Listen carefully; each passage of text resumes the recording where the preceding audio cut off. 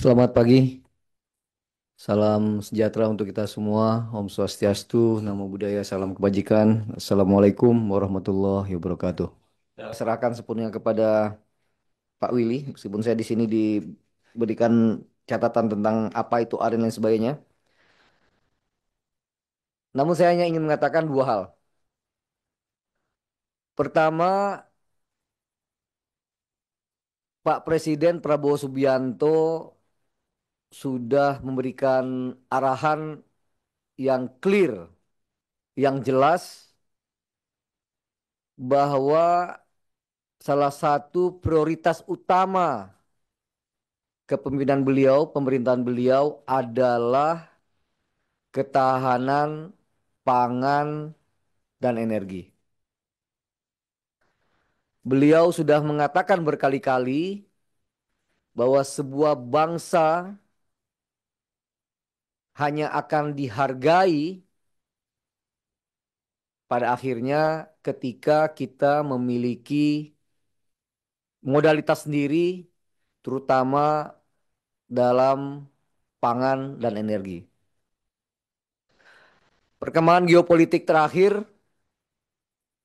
baik itu perang di Rusia dan Ukraine, konflik di Timur Tengah, dan terakhir perang dagang atau perang tarif yang dilaunching oleh Presiden Trump menunjukkan bahwa ide Pak Presiden tentang ketahanan pangan dan energi itu menjadi benar dan sangat relevan. Dalam kondisi tertentu, uang tidak segalanya, karena ketika negara memiliki uang, tetapi kondisi internasional tidak memungkinkan terjadi perdagangan karena misalkan terjadi konflik, terjadi perang, negara-negara yang surplus pangan sendiri pun akan menahan pangannya untuk rakyatnya sendiri dan tidak akan memperjualbelikan apa yang mereka miliki. Begitu juga dengan energi. Nah, kita tidak memiliki pilihan lain kecuali dengan serius mempersiapkan diri kita untuk ketahanan pangan dan energi. Kita di Kementerian Kehutanan merespon secara positif arahan Pak Presiden Prabowo. Berapa bulan yang lalu saya sudah meluncing apa yang kita sebut sebagai hutan cadangan pangan, energi, dan air. Ini adalah satu upaya kita untuk memaksimalisasi fungsi hutan dengan tidak melakukan penebangan hutan, deforestasi, tetapi memaksimalkan fungsi hutan yang ada, bahkan menanami, mereboisasi hutan-hutan yang kritis yang ditanam dengan tumbuhan, pepohonan yang akan menunjang ketahanan pangan dan energi kita. Salah satunya lah aren. Nanti Pak Willy akan sampaikan, tapi paling tidak ini catatan yang diberikan Pak Willy kepada saya juga bahwa 1 hektar aren itu dapat memproduksi 24.000 liter bioetanol setiap tahunnya. Kalau kita lihat pada tahun 2023 kita mengimpor BBM sebesar 26,89 juta kiloliter yang menghabiskan uang sebesar 396 triliun rupiah. Artinya, kalau kita bisa menanam 1,2 juta hektar aren di Republik ini, maka kita tidak perlu lagi impor 26 juta kiloliter BBM tersebut. Kita akan memiliki bioetanol yang jauh lebih bersih, jauh lebih baik proses pembakarannya ketimbang BBM. dan apa yang dirindukan oleh Pak Presiden kita, yaitu ketahanan energi, dapat kita wujudkan dengan secara masif melakukan penanaman ini. Pak Presiden sudah memerintahkan bahwa pada tahun ini kita akan memulai menanam 300.000 hektar aren yang akan bekerja sama dengan Danantara ya, untuk proses pendanaannya. Namun tentu menanam 300.000 hektar aren ini tidak mudah, tidak semudah membalikkan telapak tangan, perlu studi, perlu kajian, perlu kerja keras dan dedikasi untuk mewujudkan ini. Oleh karena itu, saya berterima kasih pada Pak Willy dan teman-teman terutama di perhutanan sosial yang dari hari ke hari berusaha mengidentifikasi cara metodologi yang paling baik untuk melakukan penanaman aren ini. Sehingga sekali lagi kita berharap melalui aren kita dapat mewujudkan ketahanan energi dan tentunya juga ketahanan pangan. Insya Allah lusa, pada lusa hari Rabu, hari Sabtu, saya akan ke Garut bersama Pak Willy dan teman-teman yang lain untuk melihat langsung kerja keras yang dilakukan para petani aren di Garut, yang insya Allah akan kita hubungkan dengan Pertamina, Pertamina Hulu apa Pak?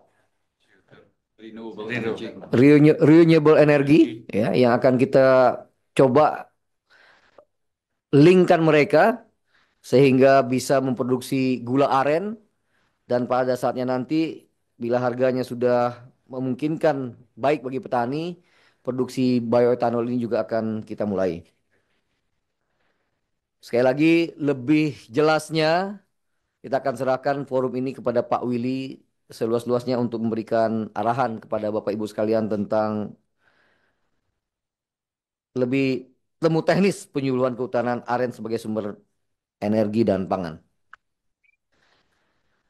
Yang kedua saya ingin sampaikan Bapak Ibu sekalian, saya menginginkan kementerian ini menjadi apa yang disebut sebagai episteme community atau epistemic community. Yaitu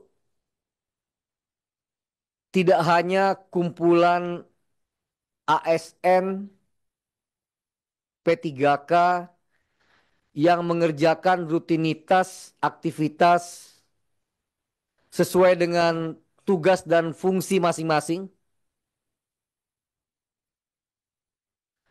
namun ada spirit yang tumbuh di hati dan pikiran kita bahwa apa yang kita kerjakan dari hari-hari tersebut, dari tiap hari tersebut adalah proses kita belajar, baik secara individu, kelompok maupun secara institusi kementerian secara keseluruhan.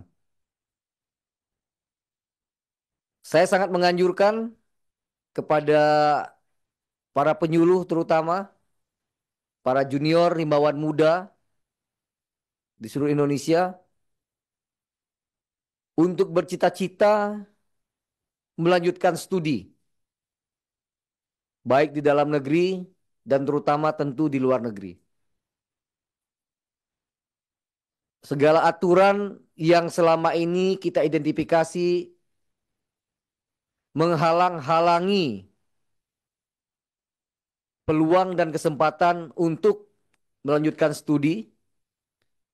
Ada istilah 4 kriteria ketika itu. Dengan secara resmi sudah saya umumkan untuk dihapus beberapa bulan yang lalu.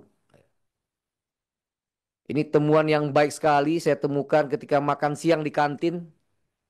Ada seorang staf kita menyampaikan kepada saya bahwa beliau sudah lulus beasiswa, sudah mendapatkan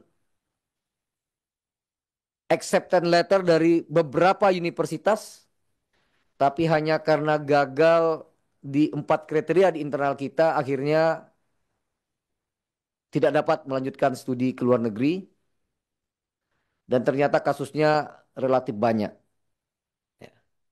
Padahal untuk mendapatkan beasiswa tentu seleksinya sudah sangat ketat. Apalagi beasiswa-beasiswa yang diselenggarakan oleh institusi internasional. Masuk ke universitas, mendapatkan acceptance letter itu juga tidak mudah, tetapi kemudian juga kena oleh 4 kriteria ini. Saya sudah perintahkan ketika itu untuk kebijakan ini dihapus, berikan ruang seluas-luasnya kepada para rimbawan muda untuk mencari ilmu, terutama ke luar negeri, karena dengan demikianlah masing-masing personel akan dapat meningkatkan kapasitas keilmuan sekaligus pengalaman berinteraksi dengan teman-teman dari berbagai belahan dunia, sekaligus memperkuat networking, jejaring yang pasti akan bermanfaat bagi kementerian kita esok di kemudian hari. Saya mohon dicek Ibu Kepala Badan, saya juga mendengarkan katanya ada kriteria tertentu, ada peraturan di internal kita juga yang tidak membolehkan teman-teman mengambil doktor by research. Saya mendapatkan info itu perlu diklarifikasi. Ini saya temukan di informasi dari Kalimantan Tengah ketika berinteraksi dengan para rimbawan muda juga. Saya kira tidak ada alasan juga kita menghalang-halangi mengambil studi baik master maupun PhD by research. Tidak selalu harus by course. Namun demikian, pendidikan yang saya maksud, episteme community yang saya maksud tidak melulu soal pendidikan formal. Tapi saya membayangkan para penyuluh di lapangan sekali lagi tidak hanya bekerja day to day secara rutin berhadapan dengan masyarakat, menemukan berbagai macam persoalan di lapangan.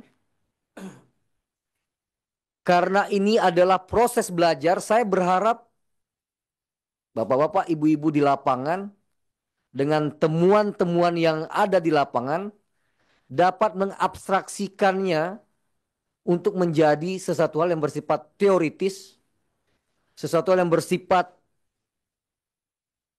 lebih general untuk kemudian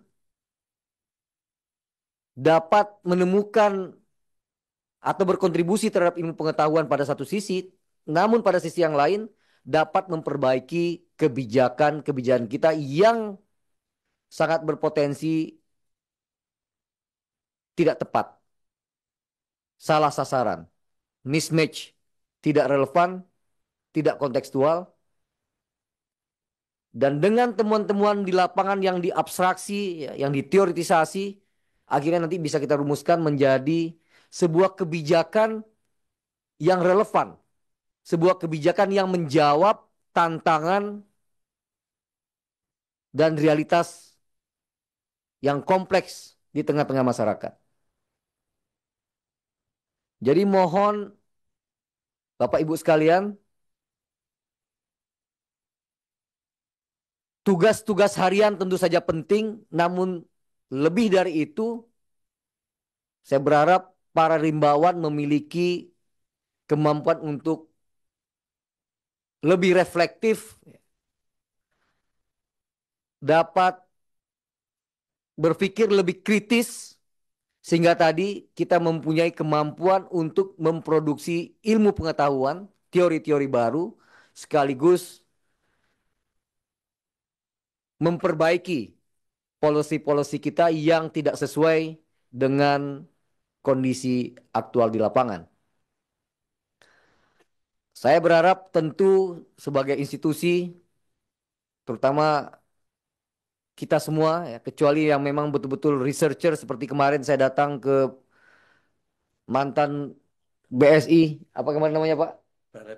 Balai Perbenihan yang memang diisi oleh para researcher yang unggul, ya, yang luar biasa melakukan penelitian di lab. Tapi saya membayangkan kita ini menjadi tidak hanya akademisi, tidak hanya menjadi intelektual, karena ini memang bukan universitas, bukan lembaga riset, tetapi apa yang saya sebut sebagai intelektual practitioner. Nah, ini semacam kalau kita wujudkan intelektual practitioner ini Pak Willy dalam wujud konkretnya. Beliau adalah seorang akademisi, seorang yang kritis, seorang yang memiliki background akademik yang kuat, mampu menulis di jurnal, tetapi tidak berada pada menara gading yang hanya menulis jurnal dan mengajarkan ilmu pengetahuannya di kelas-kelas, di ruang-ruang universitas. Tetapi mengaplikasikan ilmunya, ya, sehingga ilmu tersebut juga dioperasionalisasikan menjadi sesuatu yang langsung bermanfaat bagi kepentingan bangsa, bagi kepentingan kementerian kita dalam melaksanakan tugas sehari-hari. Nah, saya sekali lagi berharap dengan demikian, berharap kepada BP2 SDM untuk terus menyajikan webinar. Ya. Tadi banyak sekali yang akan saya launching. Ini ada We Miss You, Zumatan, YTTA, MOOC, Bestari Rimba, apapun. Ya. Saya berharap ini menjadi forum di mana kita terus belajar. Tidak pernah berhenti belajar.